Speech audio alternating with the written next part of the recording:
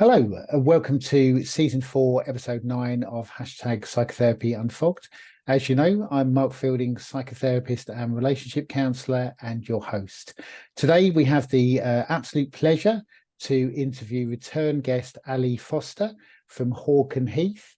Ali and Robert kindly came on for season 4, episode 1 of season 4, which was a really great episode. I mean, today Ali is going to talk about experiences around clinical depression and her lived experience. So thank you again for coming on, Ali. Nice to see you again. No worries. It's lovely to see you again as well. Yeah. Yeah. So maybe kick off and could you just tell me a little bit just around maybe the clinical depression, when you first noticed it, and just a little bit around the kind of history of it for you? Yeah. So I think well, I'll go to being diagnosed, because I think then the history kind of unpicked itself before then, that was clearly there. Okay. So I was teaching in schools at the time, and I was just having a really tough time being, not wanting to get out of bed and stuff like that. And at the time, the school I worked for had a really good had some access to some life coaching hours. So somebody said, look, I've talked to the life coach, maybe you should talk to the life coach and see what they think.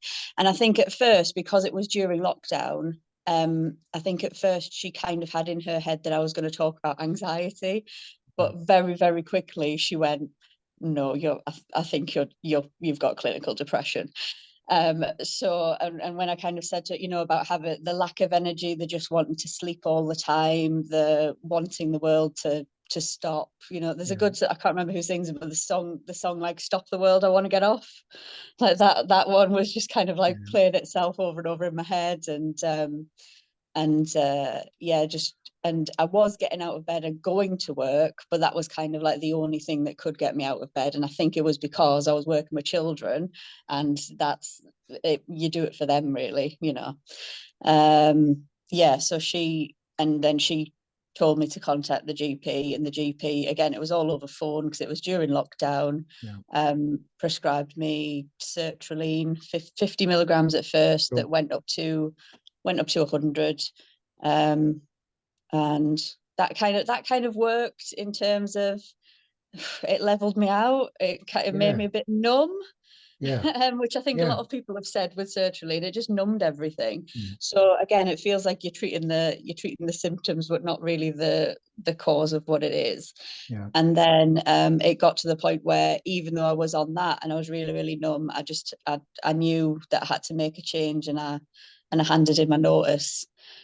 And then leaving school was a bit traumatic because of the way that senior leadership handled everything. And didn't really get why I was handing in my notice. And to them, it felt out of the blue. But to me, it's been an ongoing 18 months of I'm struggling. And to me, it was either, well, I tell you what, you're either going to sign me off on the sick for the rest of this school year, or I can leave and I can sort my life out and get to the root of what's causing it, because this job is not making me happy.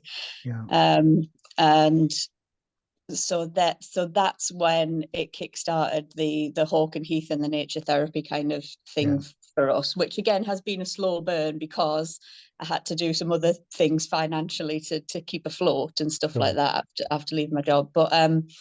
But yeah, and getting outdoors more and just having a bit more of a flexible lifestyle seems to be what's working for me now. But the life coach was brilliant, because she did an exercise where I had to answer some questions from the past about like things that had happened to me. And it wasn't until that you sit down and think about it that actually these feelings have probably always been there.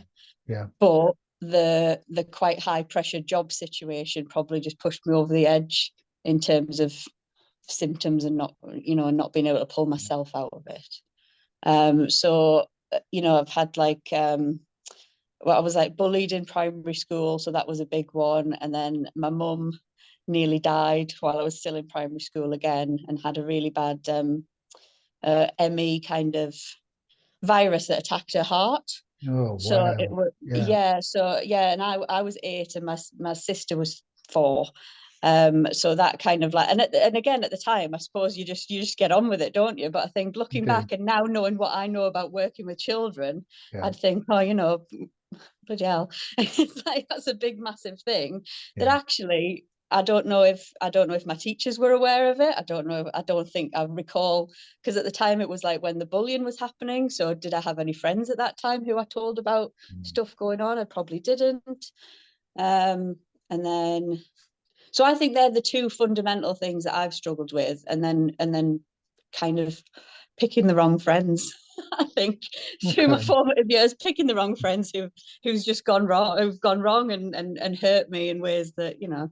But I'm really lucky that I've been with my husband now. We've been together since we were 16, so like 16 years almost, and we're kind of like each other's rock in that respect. So and I suppose, unfortunately for other people, he's the stake in the ground that I judge other relationships by. So, you know, so kind of like that might have compounded itself a little bit, but yeah. So I think a lot of that for me is like is the trauma going back to when I was little, that I've not really had to be in a space where I was pushed right to the edge and it was at the forefront of my mind before, until that life coach kind of said.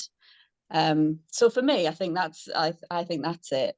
But also, I'm very aware that like my thoughts, I don't know. I think a lot of people say that, like, ask if you're a worrier and stuff like that. I don't think I am, because I think a lot of times depression and anxiety goes together. Yeah, true. But it's almost like mine. It doesn't, because I am quite. Oh, I'll just go and get it, and if it goes wrong, it goes wrong. It's okay.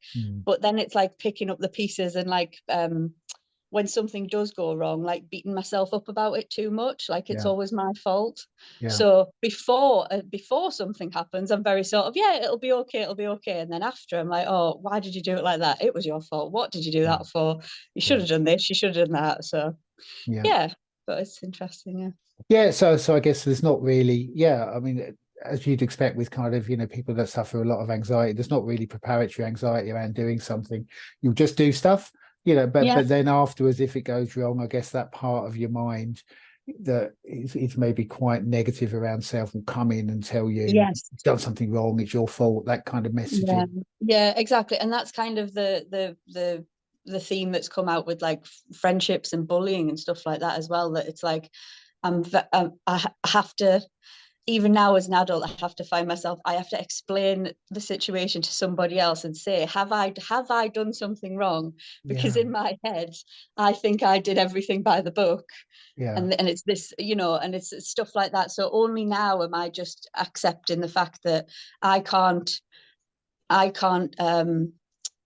affect other people's reactions. You know what I mean? They've got to take some onus of what's happened as well. So but again, like I still have to go through that process of, was it me? What did I do? Unpick absolutely everything that happened. And then I've got some people who I go to who I, like I say, who've got really good, strong relationships with, and say, I need to tell you this. This is what's happened. I'm spiraling.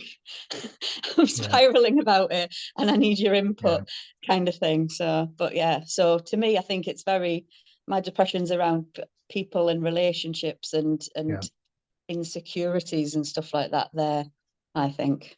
And looking at what you're saying about your history, I mean, the bullying early on, I mean, we don't need to kind of go there and talk about that, but you use the word trauma, and often, bullying can often be so minimized. I mean, we've covered bullying quite a lot on the show, and often people will minimize it and say, oh, I got bullied in childhood, but these are massive events, aren't they? You have to go to school day after day after day, and if that school, because of bullying is a hostile environment, I mean, that is a traumatic experience, isn't it? It's one of those things that you think that they're not wanting to get out of bed and participate in the world as an adult is one of the things the GP asks you about, isn't it? They say, like, do you want, but actually, if I think back to when I was like 7 or 8, I was feeling that then. I didn't want to get out of bed and go to school. So that just, and to minimize it, to be like, oh, it's teasing, it's this, it's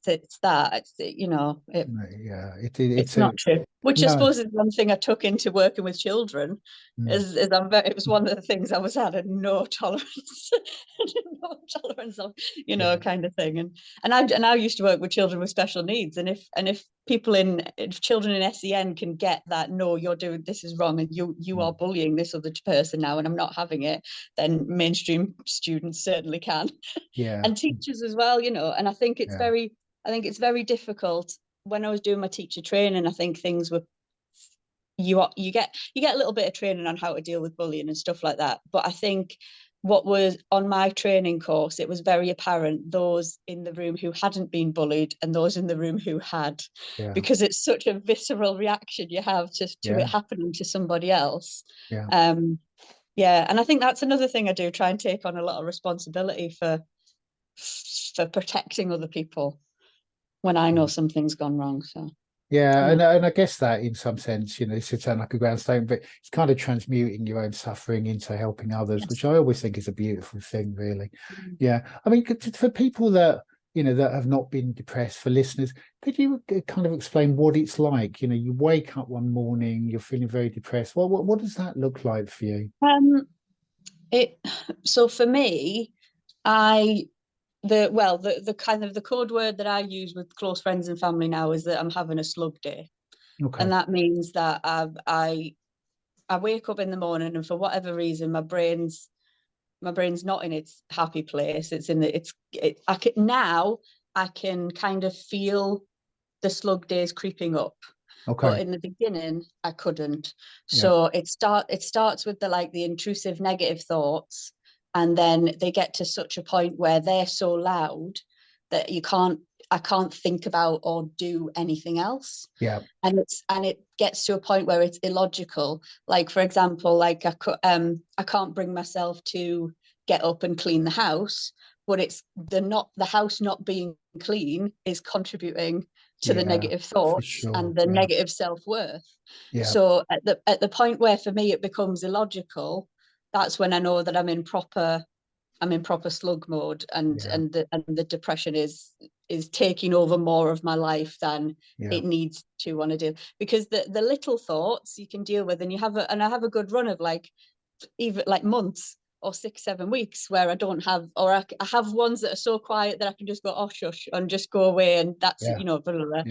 But when they get louder and louder and louder, that's when for me I don't want to get out of bed, I don't want to wash, I don't want to eat, I don't want to, well, if I do get out of bed, I don't want to leave the house.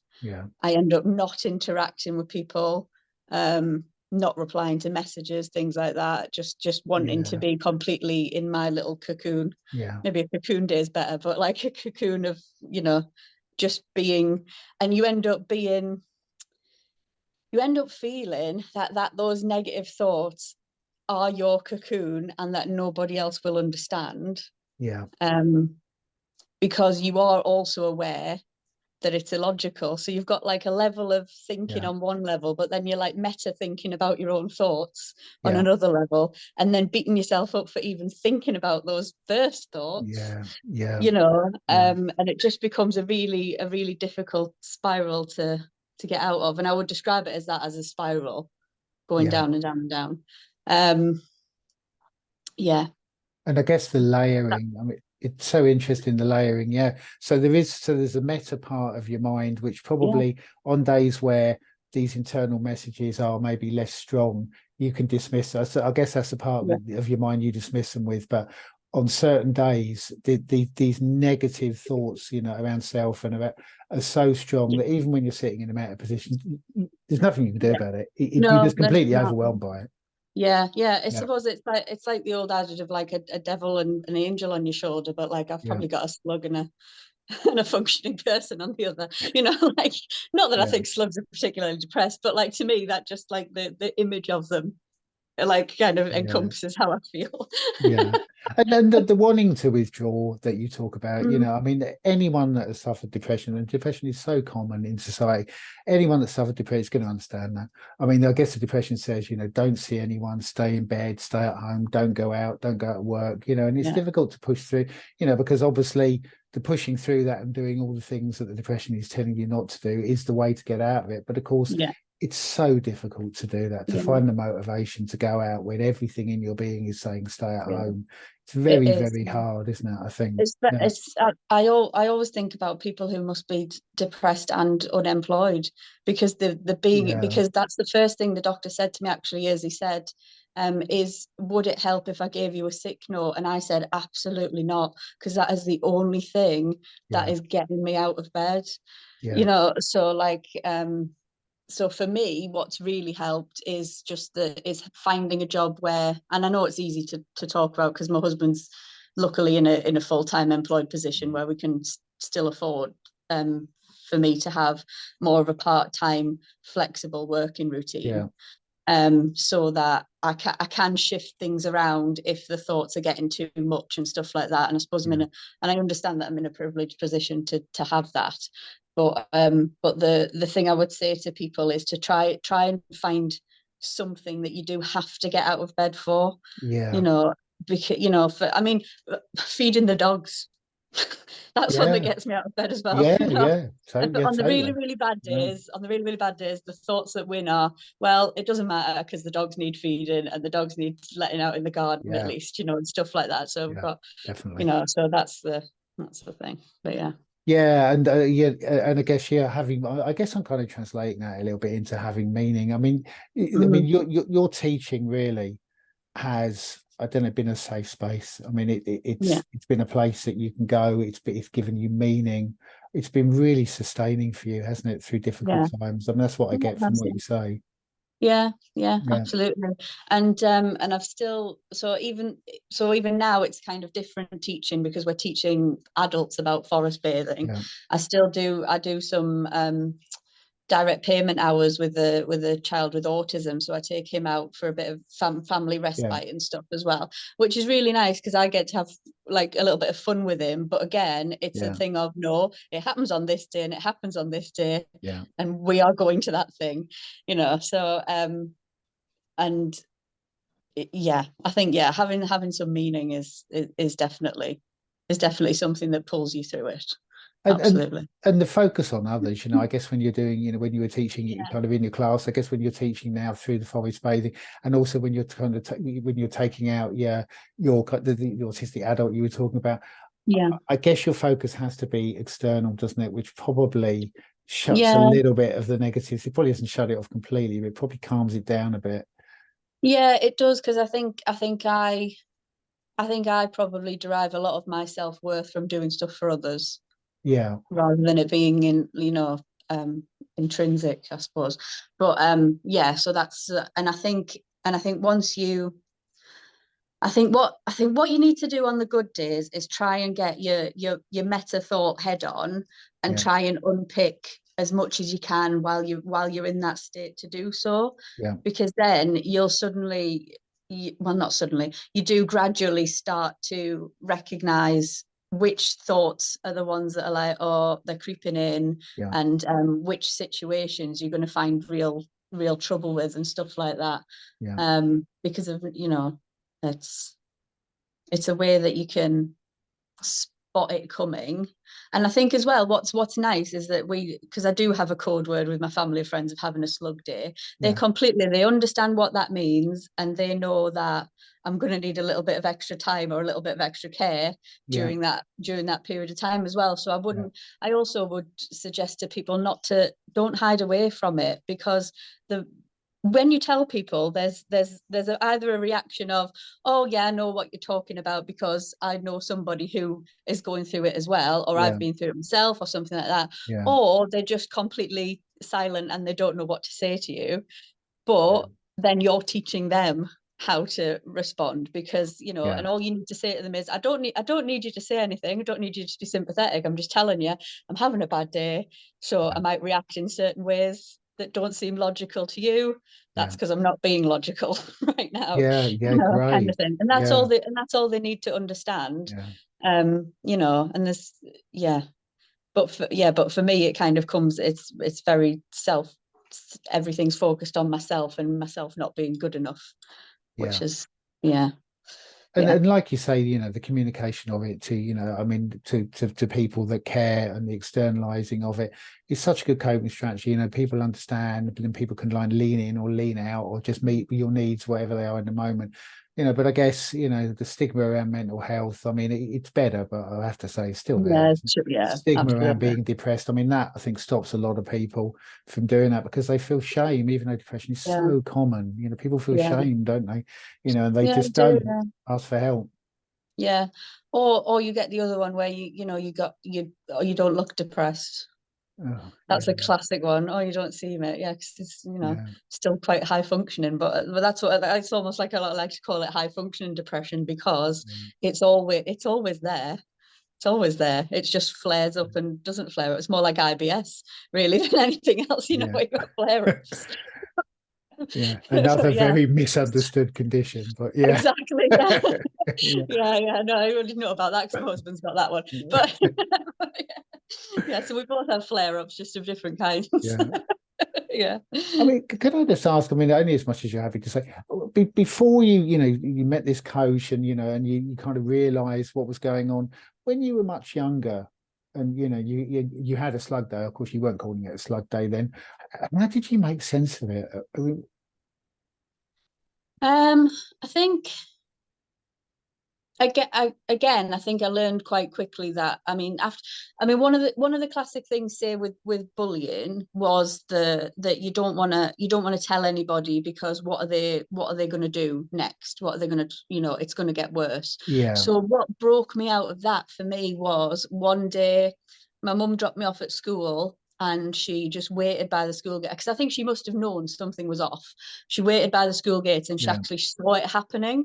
Oh goodness! So then, so she kind of stepped in without me having to tell her, and then actually it was the realization of, oh, it hasn't got worse. Actually, they got really scared about what they were doing, and it did, and it kind of came to a head and it stopped. So, but then what I got into a spiral of is, well, I should have told them sooner. No, you found a way to blame yourself, really. Yeah, exactly. This is what kids do, isn't it? Often. Yeah. So, and I think that kind of thing of blaming myself has just continued from that stage to this one, really. Yeah. And when I was a teenager, I was in that. I'm going to say I'm quite lucky to be in that kind of group where we were into like the emo and the metal music and the rock music and stuff like that. So actually, you could have I think as a teenager you can you can disguise your slug days quite a lot, and it gets written off as just being a teenage behavior anyway. Yeah, so if you stay in bed all day, you're like, oh well, they're just being a teenager, they're staying in bed, they're on their phone, they're listening to their music, whatever. But yeah, so I think I probably could hide a lot of that. Same probably when I was a student, because obviously you don't have. I went off to Aberystwyth University, which is like 300 miles away from home, and again, I could probably get away with my slug days because there were some days where I didn't have any lectures and didn't have anything to do. Yeah. So people just didn't notice. No. And I think, and until then, I had a full time so after uni, I moved to Yorkshire, and then I had a full time job, but I lived on my own in a basement flat, so I could manage my work days Monday to Friday. And then on the weekend, because I didn't have any money, I had the perfect excuse to just slug. Yeah. So I just saved up kind of all my, and thought like, I can get through this day, I can get through it, I can get through it, because I know I'm gonna have some slug time at the weekend. So I kind of like, it's a bit like an addiction, really. I don't know how I'm speaking about it like that. Like I'm getting through so that I can have no social interaction and no what you call it, responsibilities at the weekend. So I was kind of like, I was living for the weekend, but not in the sense that I'm going out partying, in the sense that like, oh, I'm just gonna sit, I'm just gonna sleep, or I'm just gonna watch Netflix or something like that. That's all I did. And then I started volunteering with Girl Guiding in Ilkley, and that was quite good because because there was the odd extra thing other than work life that I had to get out of the house and do. And because it was all like, it's because it's all voluntary, that's like, well, if I don't go and do it, those girls aren't going to get a brownie meeting. So again, and then the that focus on fed the into others. The focus on others. So and then I was really, to be fair, I really enjoyed my job at the outdoor centre.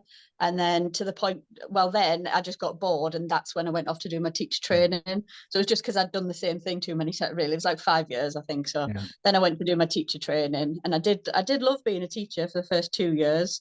Then I kind of started being like, oh, am I enjoying this? Then COVID hit. Then actually, I really quite enjoyed lockdown.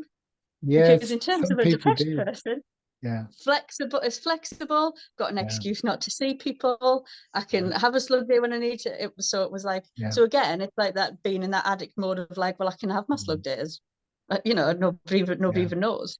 And then coming out of lockdown, and we were in our little bubbles so when the schools went back and we were in those like classroom bubbles, I really enjoyed that, because it was like the perfect little enclave of being a teacher. You've got your class, SLT can't even come into my room, we're just going to do what I want to do. And we're doing it for these kids I've got in this room. And it was and it was a lovely little community feel. So I really liked that. And then it was the September when everything kind of like went back to normal. That's when it hit me hardest and was like, whoa, I can't do this anymore. Because it was just like coming back to earth with a bump, and that was just, it was really tricky. So it was that. So the slug days it's also you regrouping. Yeah, I think so.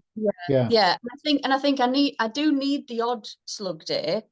I must, to be fair, I might need like a different animal to describe when it's starting to spiral. You know what I mean? So like when it flips over from a slug day that is nice and kind of therapeutic, and to regroup, I need a one that then like the slugs take over. And it goes, and usually that's because something has happened. So it doesn't happen so often anymore, because I've got a really tight friendship group, and now I'm doing the forest bathing. I've kind of got control over a lot more things than I used to. So I don't tend to have these spirally days. But when something, I know when I'm about to spiral, because I will get really disproportionately upset about something tiny going wrong. Like the petrol cap's broken on my car, and I came home and told my husband, and I said, I can't handle it right now. So this the slugs are coming, the petrol cap is broken on my car, and it just felt like the end of the world. The end of the world. But so it was.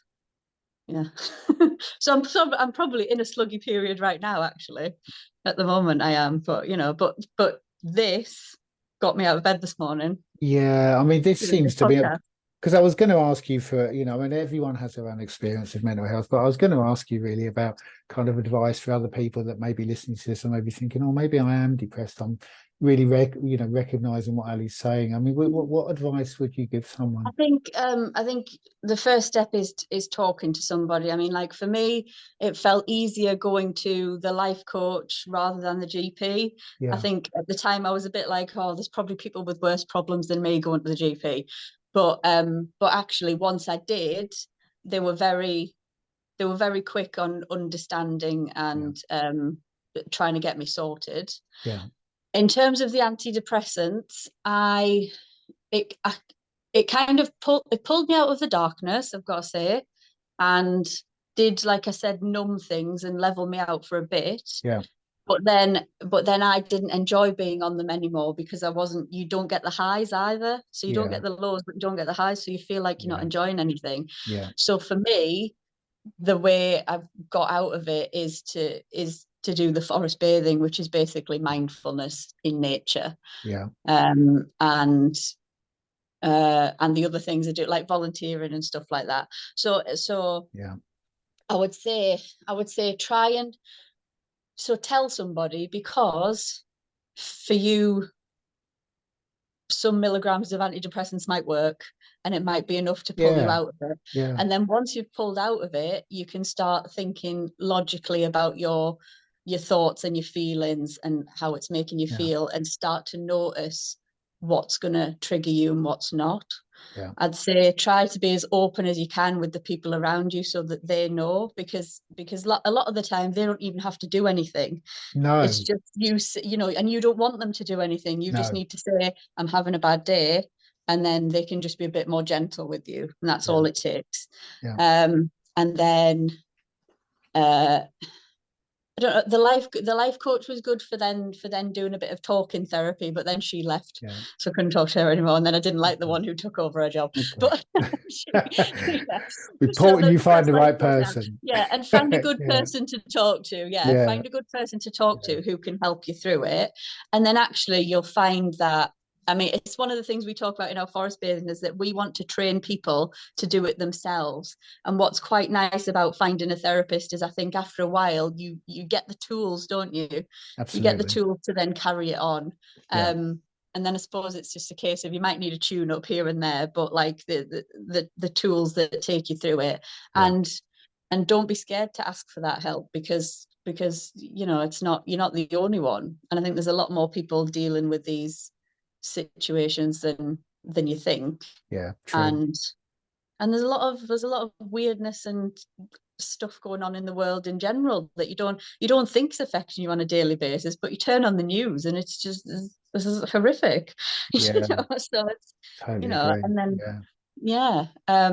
just gets normalized, doesn't it? I mean, just in terms of that, Ali. You turn on the news, and what you're confronted with, you know, the reality of the climate emergency and war, and you know, the news. You know, I mean, they might have a happy story about an animal at the end, you know, but the news is all negative, isn't it? And and I guess that gets so normalized. I mean, we're just ingesting that the whole time, aren't we? So the message that comes through is like, the world's a dangerous place, which it can be, you know. And I mean, I think definitely that is true. I mean, I wanted to bring in now the forest bathing, if that's okay. Tell me a little bit about Hawk Heath for listeners that have not heard episode 1, and also maybe you could link in just how it's been beneficial for you in terms of, you know, your own mental health. So Hawk Heath, we're a private company, and Robert, my business partner, went to do his forest bathing guide training with the Forest Bathing Institute. And our first initial idea was to take groups out and you know, do forest bathing as if you were like, you know, like a yoga teacher kind of thing. Go out into the woods, do forest bathing. And forest bathing is translation of the Japanese phrase Shinrin Yoku, which literally means like to be showered in or immersed in nature. So no swimming required, no swimming costume, no doffing your clothes off in the woods. Fully clothed throughout. And we take you through a series of breathing exercises, and then there are mindful invitations.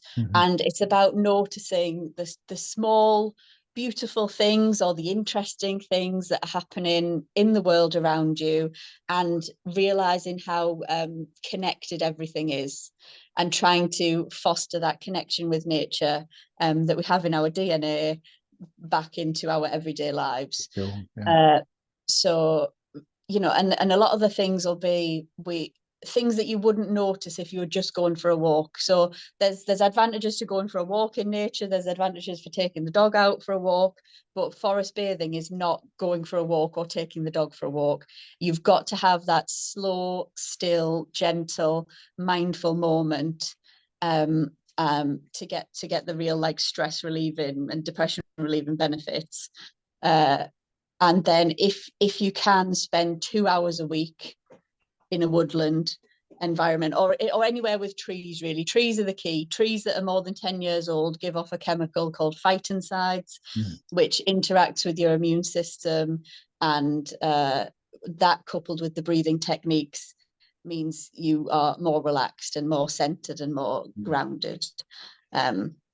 So there's lots of information on our website about like stuff like that.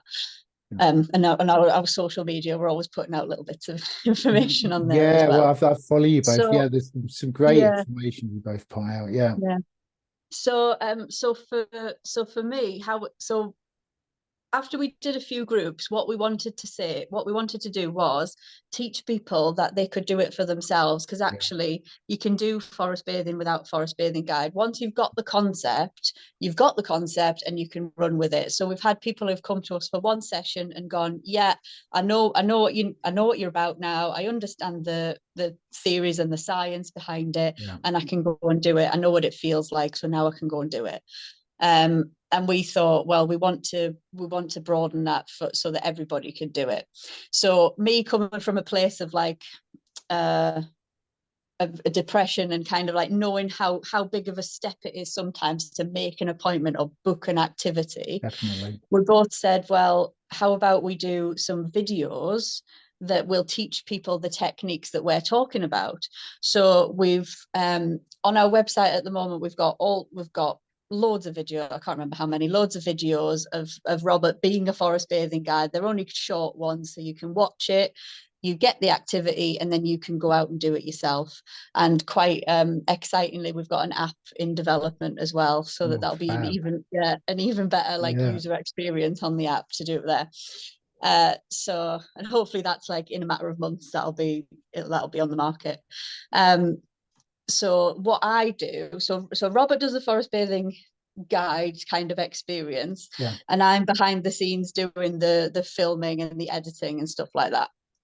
So what I get to do while he's presenting is I get to just sit there and forest bathe. Once the shot's set up and the audio's set up, I just sit there and go, yeah, that sounded great, fantastic. Should we just do it again? Just give me another introduction, stuff like that. So and that's it's really helped me, because again, it's something that I have to get out of bed for and go and physically do. But equally, what we want to get across to people is, if you've got, say, even the right kind of garden or housing estate, it'll work there. You don't have to go miles away. If you've got a park nearby, you can do it in the park.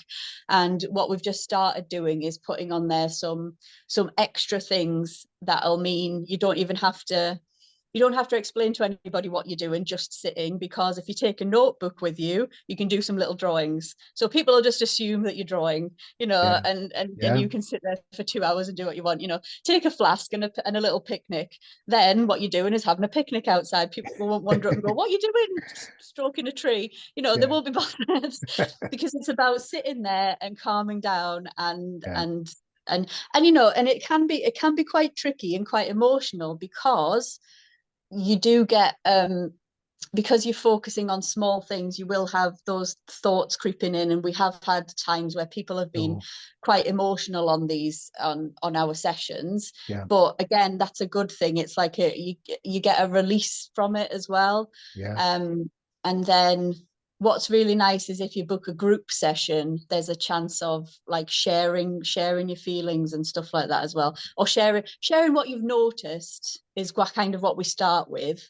Like, oh, I was looking at the shape of that leaf, or I noticed the raindrops running down the tree. But then very quickly, what we found on group sessions is that people bring emotions into it very quickly and say, well, I was just looking at that and I was thinking about, and then you get that community experience of, and even if you're the one who doesn't want to say anything, you can hear other people's thoughts, emotions, and think, oh yeah, I've been there, I've done that. I suppose it's the same as your podcast, isn't it? So if somebody doesn't want to talk about their feelings, find someone that maybe just blah, but just does it. But I guess it's been really nice. So I was just going to say, just in that example, so not only are you held by the forest or you're held by the green space, you're also held by the group. It's kind of beautiful, actually. I mean, people in groups will open up and share often, won't they? It's really nice. It is.